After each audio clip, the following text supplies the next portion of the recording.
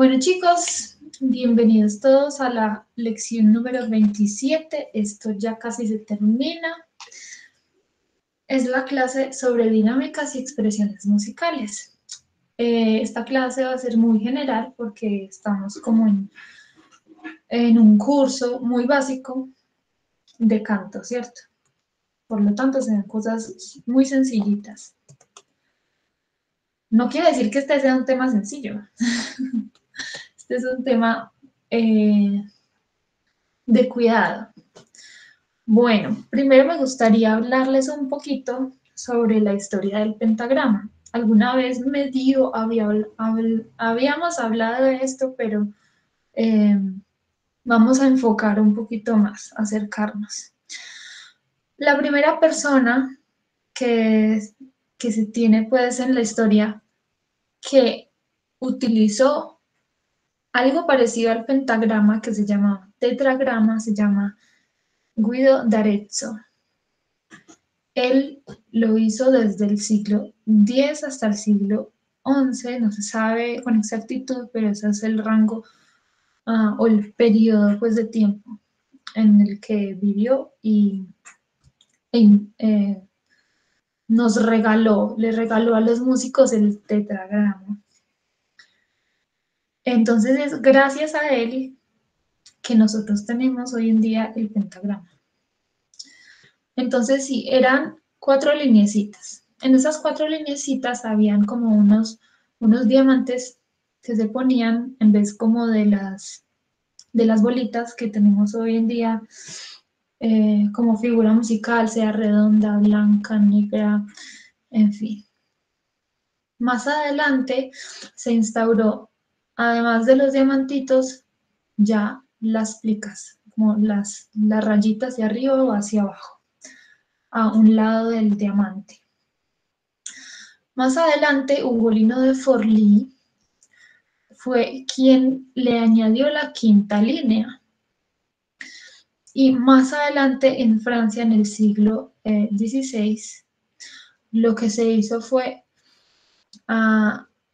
instaurar lo que conocemos hoy en día como el pentagrama de Sol y el de Fa.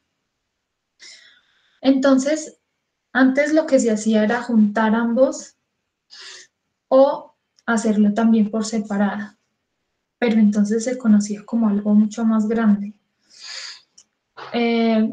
Para los que saben un poquito más de historia, recordemos que en este siglo XVI comenzaban las orquestaciones y las orquestas sinfónicas a desarrollar sus instrumentos mucho más.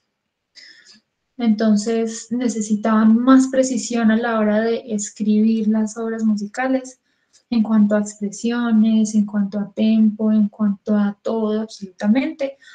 De manera que los músicos que fueran a leer esas partituras supieran exactamente qué hacer, en qué momento y en qué lugar de la obra. Ok, entonces eso es a grandes rasgos la historia del pentagrama. Es importante saber esto porque necesitamos saber qué son los matices y las dinámicas en esta clase y pues eso lo podemos ver es en un pentagrama, aunque también nosotros podemos al escuchar o ver una obra, podemos captar auditivamente e intuir lo que está puesto ahí en la partitura. Ok, aunque bueno, esto no es camisa de fuerza, todo el tiempo no se ve o no se escucha cuando un intérprete está cantando o está interpretando pues la obra, que es fidedigna a lo que está en la partitura. No siempre pasa eso porque muchas veces el director de la orquesta o el director de coro da unas especificaciones precisamente en cuanto a los matices y expresiones.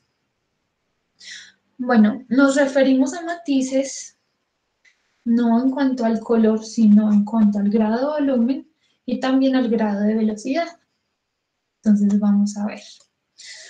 Las dinámicas de velocidad, es decir, a cuánto estamos en metrónomo, o si no es en metrónomo, entonces qué tan rápido o qué tan lento vamos a interpretar la obra. Ya habíamos visto en la clase de ritmo algo como esto, los indicadores de velocidad que están en italiano generalmente, y a qué corresponde esto en el metrónomo. Nosotros ya recordaríamos qué es el metrónomo, qué nos da el pulso, que le podemos aumentar la velocidad, disminuirla. Bueno, muy bien. Entonces, además de estas dinámicas, tenemos las dinámicas de transición. ¿Cómo así?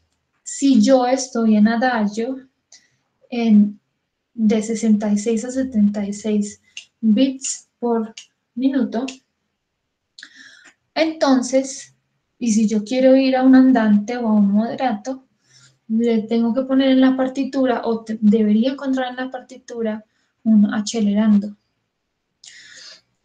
Ok, entonces podríamos encontrar la palabra completa o esta pequeña palabra ahí. Desde donde se pone la palabra, la nota que aparece ahí, desde ahí debería comenzar el acelerando, lo mismo el retardando o el ritenuto. Ok, más adelante vamos a ver ejemplitos. También están las dinámicas de volumen, que también nos interesan mucho y por eso es que estamos teniendo esta clase. Tenemos desde lo más pasito, que es el pianicísimo, que son 3P, es lo más suave posible, el 2P, pianísimo, muy suave en volumen, ¿cierto? Piano, que es menos suave que el pianísimo y por supuesto mucho más que el pianicísimo, entonces es más suave, o bueno, es suave. El mezzo piano, que es medio suave, quiere decir que es un poco más fuerte, es como, a ver, no los podría decir en un ejemplo sin contexto qué es un pianísimo y cómo se diferencia un pianicísimo del pianísimo. Eso tiene que ir de la mano de una obra musical. Entonces, el contexto que nos da el poder comparar algunas de estas cosas es cuál es el contexto. Es decir, cómo comienza la obra, si comienza en forte, si comienza en mezzopiano. Entonces de ahí ya vamos nivelando. Entonces esto sería un piano, según esta obra. Y así sucesivamente. Ok, entonces mezzopiano y mezzoforte es lo que nosotros usualmente nos encontramos en una partitura, obviamente el piano y el forte. En las obras que son muy heroicas y que son como muy intensas, nos podemos encontrar con un fortísimo y ya creo yo que por parte de las orquestas, cuando están tocando solas, un fortísimo. ¿Por qué digo esto?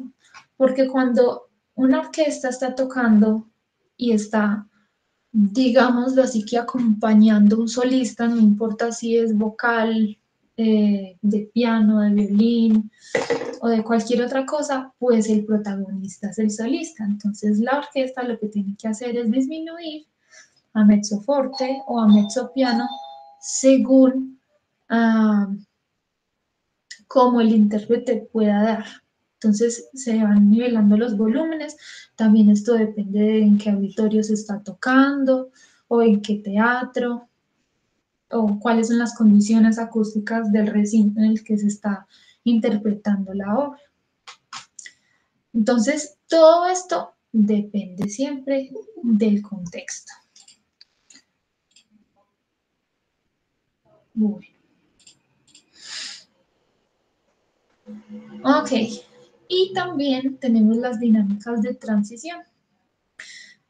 Cuando necesitamos pasar de un mezzopiano a un forte, o un mezzopiano a un mezzoforte, o cualquiera de ellas, se le pone crescendo. Y cuando queremos disminuir de un mezzoforte a un piano, o de un piano a un pianísimo, pianicísimo, podemos poner un decreciendo, igual que en la anterior, se puede poner toda la palabra o se puede poner solamente esa palabrita pequeña, indicando que ahí está, desde esa nota o desde ese compás se tiene que crecer o decrecer. A ver, cuando tenemos, por ejemplo, una frase larga en la que tenemos que crecer y son varios compases esa frase, entonces lo que podemos encontrar o lo que se puede hacer es poner el crash o toda la palabra creciendo y poner líneas. Entonces lo que indican esas líneas, como esos guiones, es que durante toda esa frase va a haber un crecimiento del volumen. Entonces, lo que es usual es que primero le indican a uno, partimos de piano, entonces ponen la partitura en P, al lado el crescendo y luego los puntos y nos lleva a lo que ya nos dirán, mezzo forte, mezzo piano, forte, fortísimo. Entonces es así como se entiende el crescendo. También nos pueden dar un crescendo o un decrescendo con este símbolo de crescendo y de decrescendo. Esto es muy útil y muy necesario para poder interpretar mucho mejor las obras. Incluso en la música popular, en el jazz, en lo que ustedes se imaginen, esto es muy utilizado y sin esto yo creo que la música sería así, plana, sin emoción, sin nada que decir, solamente cantar o interpretar un instrumento porque suena bonito y ya. Entonces yo creo que esto es lo que le da vida a la música, es esto. Y también pues las otras expresiones como staccato, esas cosas que ya hemos visto antes. Bueno, les voy a dar un ejemplo súper fácil. Miren que es sin, ni siquiera es con notas, es simplemente con ritmo. Entonces, a ver, voy a hacer esta lectura y ustedes van a notar un poquito como el cambio ahí.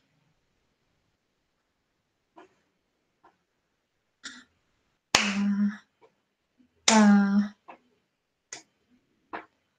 pa, pa, pa, pa, pa, pa, pa, pa, pa, pa, pa, pa, pa, pa, pa, pa, pa, pa. Eso sería. Bueno. Entonces, yo les había pedido que por favor alistaran estos links. Entonces es este y estos otros dos links. Primero vamos a ver este de acá. Entonces,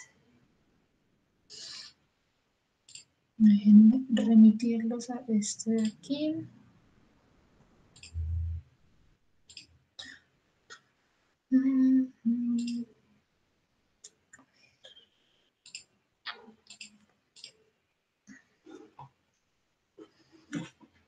Ok. Entonces ya lo estoy poniendo.